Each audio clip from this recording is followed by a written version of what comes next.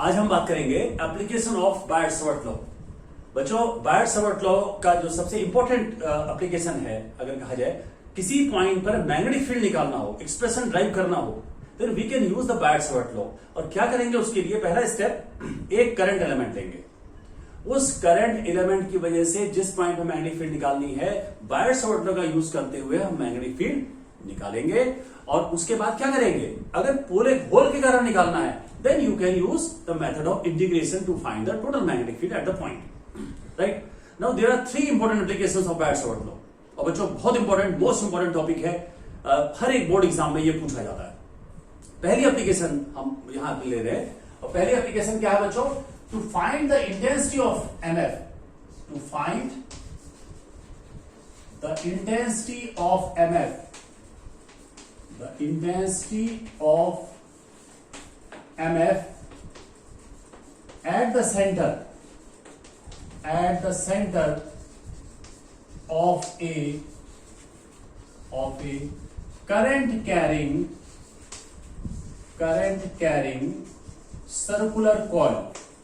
carrying circular coil, ये बच्चों हमने एप्लीकेशन डिस्कस करनी है पहले, राइट। एक हमारे पास करंट कैरिंग सर्कुलर कॉइल है और उसके कारण से हमने फाइंड करनी है उसके सेंटर पर। तो बच्चों, मैं एक डायग्राम बना रहा हूं यहां पर, आप ध्यान से देखिएगा। और किस तरीके से अप्लाई करेंगे? एक सपोज कीजिए कि ये एक सर्कुलर कॉइल है and current carrying coil, right. इसमें करंट फ्लो कर रही है। करंट या तो इसमें ऑप्शन है, या तो क्लॉकवाइज हो सकती है करंट, या एंटी क्लॉकवाइज हो सकती है। जैसा आप कहते हैं वैसा मैं चूज कर लेता हूं, राइट। करंट हम क्लॉकवाइज ले या एंटी क्लॉकवाइज ले, कोई भी डायरेक्शन ले सकते हैं। चलो, मैं आप कह रहे हो मैं इसको एंटी क्लॉकवाइज डायरेक्शन ले लेता हूं। मैंने एक एंटी क्लॉकवाइज डायरेक्शन में करंट ले लिया, राइट। ये करंट हमें किसी सोर्स से करंट आ रही होगी, बैटरी से करंट आ रही होगी, कॉइल में फ्लो कर रही है, उस बैटरी को दिखाने की जरूरत नहीं है, करंट फ्लो कर रही है। This current can be measured by the use of ammeter in the circuit. एक करंट फ्लो कर रही है, मान लिया बच्चों। और सर्कुलर कॉइल में क्या पता हो सकता है बताइए? इसके अलावा हम क्या मान के चल सकते हैं कि जो हमें पता हो सर्कुलर कॉइल में? ऑब्वियस है, रेडियस। तो रेडियस हमने इसकी मान ली। सपोज इसकी रेडियस है, कुछ भी मान सकते हैं। एक रेडियस हमने ए मान लिया, सपोज कर लो a is its radius, O is its centre. Magnetic field कहां पर फाइंड करनी है बच्चों? At the centre, means at point O, right. और जो चीजें नोन है वो मैंने बता दिया। आप समझ सकते हो, करंट हम पता कर सकते हैं कितनी फ्लो कर रही है, रेडियस हमें पता चल सकती है। इसके अलावा और कुछ जो आपको पता हो सकता है? नहीं, फिलहाल ए है और आई है। And we have to find the expression of the magnetic field at the centre due to this circular coil. अब आपको जो पता है कि मैग्नेटिक फील्ड अगर हमने फाइंड करनी है किसी पॉइंट पर, तो हमें पता है कि मैग्नेटिक फील्ड को ड्राइव करने के लिए हम बायट-सवर्त लॉ का यूज कर सकते हैं। बायट-सवर्त लॉ का लॉ क्या कहता है कि करंट एलिमेंट के कारण मैग्नेटिक फील्ड किसी पॉइंट, तो यहां पर आपको एक करंट एलिमेंट लेना पड़ेगा। करंट एलिमेंट मींस करंट के डायरेक्शन में एक एलिमेंट, कहीं भी ले सकते हैं। चलिए, मैंने यहां पर ले लिया एक करंट एलिमेंट, मैंने एक छोटा सा एक करंट एलिमेंट मैंने ये दिखा दिया। Suppose this is the current element. ये करंट एलिमेंट मैं मान लेता हूं, suppose it is DL, right. अब आप ध्यान दीजिएगा, करंट एलिमेंट के कारण जो मैग्नेटिक फील्ड का फॉर्मूला था बायट-सवर्त लॉ का, dV equals to mu 0/4 pi I dl sin theta by r square, यानी कि intensity of magnetic field at a point due to a current element equal to mu 0/4 pi current into current element into sine of angle किसके बीच में? dl and r sin theta, that is upon उस point की distance का square, कहां से? उसके current element से जो डिस्टेंस है उस पॉइंट की। यहां पर देखिए, ध्यान दीजिएगा, ये हमें चाहिए था, ये डिस्टेंस हमें चाहिए थी। जो डिस्टेंस वहां पर r था ना बच्चों, वो यहां पर क्या है? यहां पे a है, जो ये डिस्टेंस है, जो r होता था वह a है। और ये एंगल की जरूरत पड़ेगी हमें, ये एंगल, ये देखिए dl और r यहां पर ये है, जो a है यहां पर। और ये एंगल बच्चों कितना होगा आपको पता है? ये टेंजेंट हो गया, ये नॉर्मल हो गया, एंगल क्या हो गया इसके बीच में? 90 डिग्री एंगल हो गया। एंगल 90 डिग्री है, आप ध्यान दीजिएगा, थीटा यहां 90 हो गया, राइट। और ये डिस्टेंस जो है सेंटर से डिस्टेंस है जिसको हम वहां पे आर कहते थे, यहां पर ए है.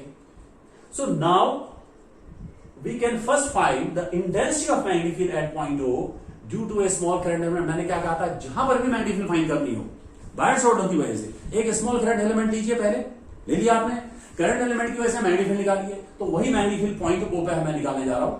The intensity of magnetic field at point O at the centre of the coil due to a small current element dl. क्या हो जाएगा ये देखिए आप, डीबी इक्वल्स टू अप्लाई करना है, बोलिए क्या होगा, म्यू 0/4 पाई, ठीक है, इंटू आई, राइट, डीएल, बिल्कुल ठीक है. साइन किसके बीच में एंगल था वो, डीएल और आर के बीच में. यहां डीएल ये है और आर मतलब यहां पे ये है जो एक्चुअल में ए है. यहां पर कितना एंगल है इसके बीच में, 90 डिग्री. साइन 90 अपॉन कौन सी डिस्टेंस, करंट एलिमेंट से उस पॉइंट के डिस्टेंस का स्क्वायर जो यहां पर ए है, that will be A square. Right, कोई कंफ्यूजन नहीं बच्चों, बिल्कुल क्लियर है. हमने करंट एलिमेंट की वजह से मैग्नेटिक फील्ड अप्लाई कर दिया. राइट, इसको थोड़ा सा एक सब सॉल्व कीजिए. साइन 90 की वैल्यू आपको पता है कि 1 होती है, तो ये हो गया I D L upon A square. ठीक है, कोई कंफ्यूजन नहीं, ठीक हो गया. अब ये ध्यान दीजिएगा कि हमने क्या निकालना था, हमने निकालना था पूरे करंट कैरिंग कॉइल के कारण मैग्नेटिक फील्ड. तो क्या करना है बच्चों, बायर-सावर्ट लॉ का जो लॉ है वो मैग्नेटिक फील्ड बताता है करंट एलिमेंट की वजह से. अब एक स्टेप आपको और करना है कि अगर टोटल के कारण मैग्नेटिक फील्ड निकालना है तो हम एक टेक्निक यूज करेंगे जो आपको पहले से पता है. अब बताइए बच्चों कि हम इसका डिफरेंशिएशन करें या इंटीग्रेशन करें. How can we find the total magnetic field, बिल्कुल सही कहा, इंटीग्रेशन करेंगे. So now we can integrate it, right, to find the total magnetic field. The intensity of magnetic field at point O due to whole current carrying circular coil क्या हो जाएगा, integrate कर देते हैं इसको. B इंटीग्रेशन करेंगे, मैं direct कर रहा हूं बच्चों, क्योंकि अब ये बच्चों की तरह नहीं करना है, छोटे बच्चों की तरह आपको फास्ट करना है. इंटीग्रेशन डायरेक्ट कर रहा हूं. इंटीग्रेशन ऑफ डीबी क्या हो गया, बी हो गया. इसमें से ये टर्म देखिए बच्चों, इंटीग्रेशन में कांस्टेंट टर्म बाहर हो जाते हैं, तो म्यू 0/4 पाई कांस्टेंट है, आई भी कांस्टेंट है, यहां पर ए भी कांस्टेंट है, बाहर हो जाएगा. क्या हो जाएगा, mu 0/4 pi into I by A square integration of DL. ठीक हो गया, क्योंकि डीएल में ही चेंज आएगा यहां पर, तो इंटीग्रेशन ऑफ डीएल अंदर हो गया, ये कांस्टेंट टर्म से बाहर कर दिया. अब ये बताइएगा कि इंटीग्रेशन ऑफ डीएल कितना होगा. देखिए डीएल एक्चुअल में ये है, केवल इतनी लेंथ ली है, और इंटीग्रेशन ऑफ डीएल का मतलब समेशन हो गया, पूरा ये कंप्लीट हो गया, ये पूरी लेंथ हो गई. इंटीग्रेशन ऑफ डीएल मींस पूरी लेंथ. अब यहां एल ना कहना चाहिए हमें, एल कहने के बजाय जो नॉन टर्म्स है उन्हीं के नाम में बात करनी चाहिए. तो यहां पर ये कितना हो जाएगा, ए रेडियाई है, तो बच्चों ये कितना होगा, पूरी लेंथ 2 पाई ए. ठीक है, तो 2 पाई ए रख देते हैं इंटीग्रेशन ऑफ डीएल. क्या हो जाएगा, mu 0/4 pi into I by A square and this will be 2 पाई ए. ठीक हो गया, हमने वैल्यू रख दी. अब देखिए बच्चों, ए कैंसिल हो जाएगा यहां, और 2 पाई ये कैंसिल हो जाएगा. ये क्या आ जाएगा, देखिए ये आ जाएगा b equals to mu 0 I upon 2a. Right, ये सॉल्व होकर क्या आ गया. अब देखिए जो आई और ए के टर्म्स हमने लाना था वो हम ले आए. राइट, जहां तक सवाल है डायरेक्शन का बच्चों, फिर आप बात समझिएगा. डायरेक्शन की बात जहां तक है, मैंने कहा था you will use the right hand palm rule. You will use right hand palm rule to find the direction of magnetic field. Perfect rule है ये, हर जगह एप्लीकेबल है, और यहां भी अप्लाई कर सकते हैं. लेकिन ये ध्यान रखिएगा, डायरेक्शन यहां बहुत इंपॉर्टेंट है मैग्नेटिक फील्ड में.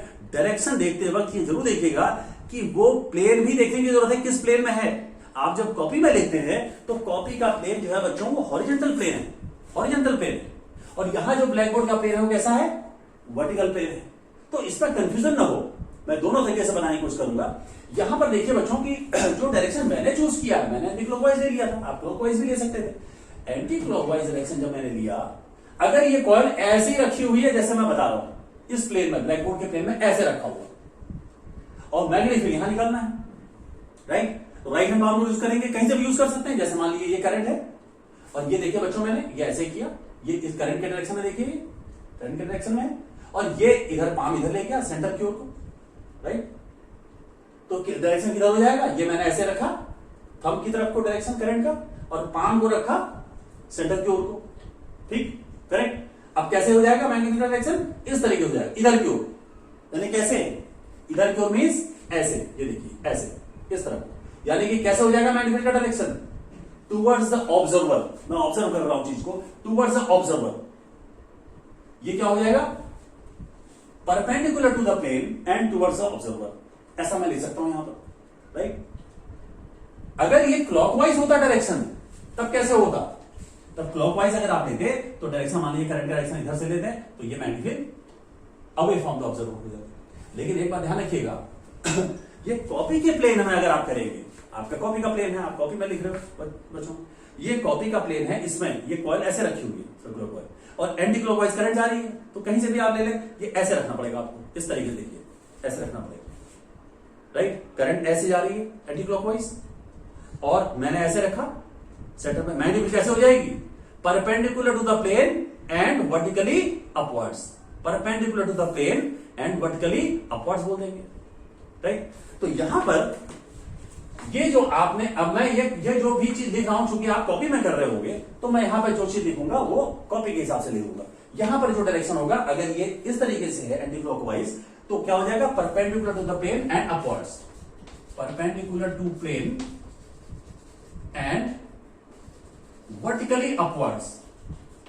मैं कॉपी के हिसाब से लिख रहा हूं बच्चों, क्योंकि ये आपको तो लोग तो कॉपी यूज करनी है आपने, ये ऐसे कर दिया, ठीक हो गया।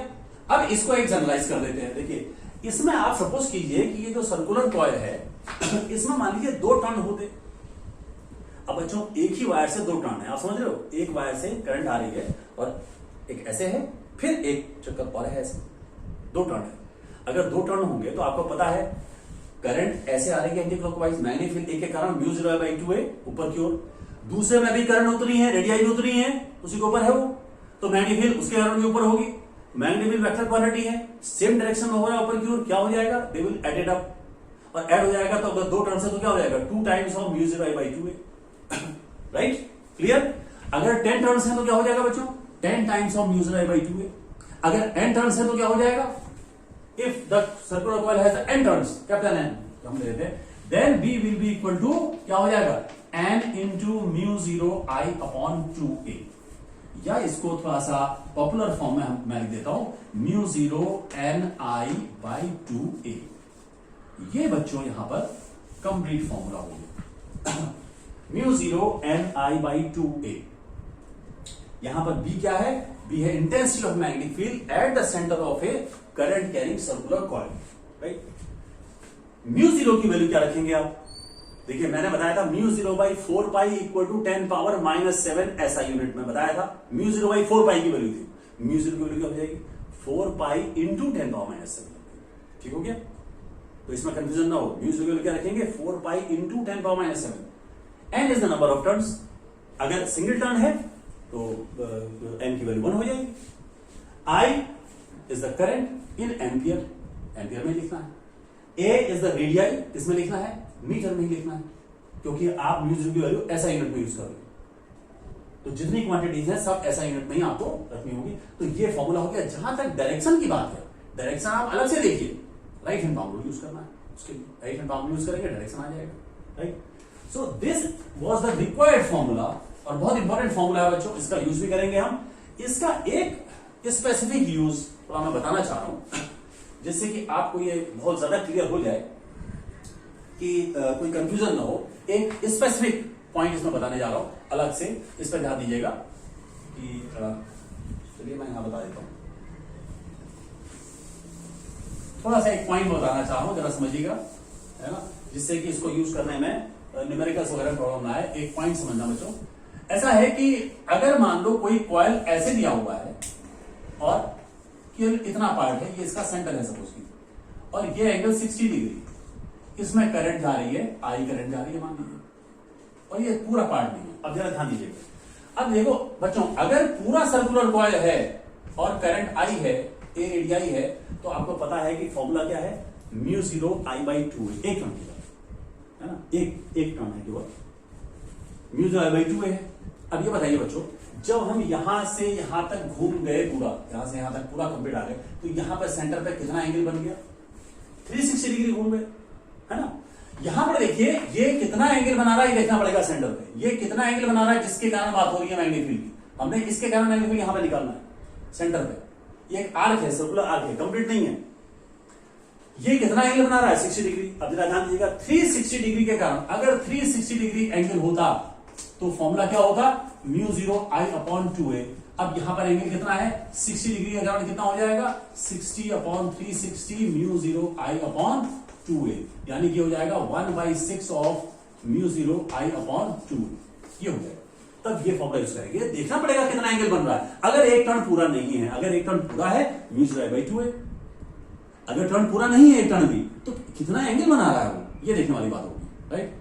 तो उस एंगल के हिसाब से 360 पे म्यू 0 I बाई 2a, तो वो जितना एंगल बनाएगा वो फॉर्मूला आपको बना लेना पड़ेगा, है ना। और इस तरीके से आप उस फॉर्मूले को बना लेंगे, अप्लाई कर लेंगे।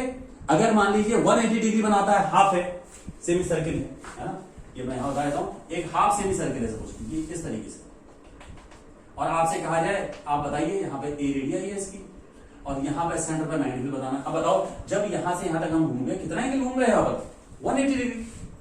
तो 360 डिग्री का क्या है, म्यू 0 I बाई 2 है, 180 डिग्री क्या हो जाएगा, 180 अपॉन 360 यानी 1/2 हो जाएगा, हाफ हो जाएगा, वैसे भी ऑब्वियस है, हाफ आ जाएगा, राइट। अगर एक एग्जांपल और लूं, सपोज कीजिए कि एक टर्न ऐसे बना हुआ है और ये सेंटर है, और यहां पर ये एंगल दे रखा है, सपोज कीजिए ये दे रखा है 90 डिग्री, मान लीजिए ये एंगल जो बना रहा है वो 90 डिग्री। तो एक बार ध्यान दीजिएगा, यहां पे करंट जा रही है कोई भी, और ये एंगल सपोज कीजिए कि ये दे रखा है 120 डिग्री, मान लीजिए दे रखा है, ये एंगल 120 डिग्री। ध्यान रखिएगा ये एंगल यूज नहीं होगा, यहां पर ये यहां से यहां तक गए तो ये एंगल चाहिए हमें, ये एंगल कितना होगा, 360 माइनस 120, कितना हो जाएगा, 360 माइनस 120, तो ये कितना हो जाएगा, वो एंगल हम उसके कारण निकालेंगे, है ना। जैसे ये मान लीजिए 140 डिग्री है, 140 डिग्री, 140 डिग्री ये है ना, 360 में से माइनस कीजिए तो कितना हो गया, 120, ये एंगल आ गया 120 डिग्री, राइट। तो 120 डिग्री एंगल बन रहा है सेंटर पे, तो 360 डिग्री करना है mu 0 I by 2a, 120 degree क्या हो जाएगा, 120 upon 360 into mu 0 I by 2a, ऐसे करेंगे। तो ये न्यूमेरिकल एप्लीकेशन में, यानी कि सर्कुलर कॉइल हो, कई टर्न्स वाला सर्कुलर कॉइल हो, या एक सर्कुल पूरा ना हो, केवल आर्क हो, तो हम ये फॉर्मूला वहां पर यूज कर सकते हैं। इस फॉर्मूले से हम मैग्नेटिक फील्ड निकाल सकते हैं। और आपने देखा कि हमने बायट-सॉर्ट लॉ का किस तरीके से यूज किया। और एप्लीकेशंस में भी हमने करना यही है, जहां पे बायट-सॉर्ट लॉ यूज करना है मैग्नेटिक फील्ड निकालने के लिए। पहली बात तो मैग्नेटिक फील्ड कहीं पर भी निकालनी है तो वहां पर बायट-सॉर्ट लॉ हम उसकी हेल्प से निकाल सकते हैं। क्या करेंगे, एक हम करंट एलिमेंट लेंगे, करंट के डायरेक्शन में एक एलिमेंट ले लेंगे, उस करंट एलिमेंट की वजह से मैग्नेटिक फील्ड निकालेंगे, ठीक हो गया। फिर क्या करेंगे, इंटीग्रेट कर देंगे तो टोटल मैग्नेटिक फील्ड आ जाएगा, राइट, वो फॉर्मूला हमारा बन जाएगा। तो एप्लीकेशन बहुत सिंपल तरीके से आपने समझनी है, अप्लाई करना है। ये एप्लीकेशन मैंने पहले बताई बच्चों आपको। अब हम इसका नेक्स्ट टॉपिक में हम सेकंड एप्लीकेशन लेंगे, to find the intensity of magnetic field at a point due to a current carrying straight conductor, right. Thank you.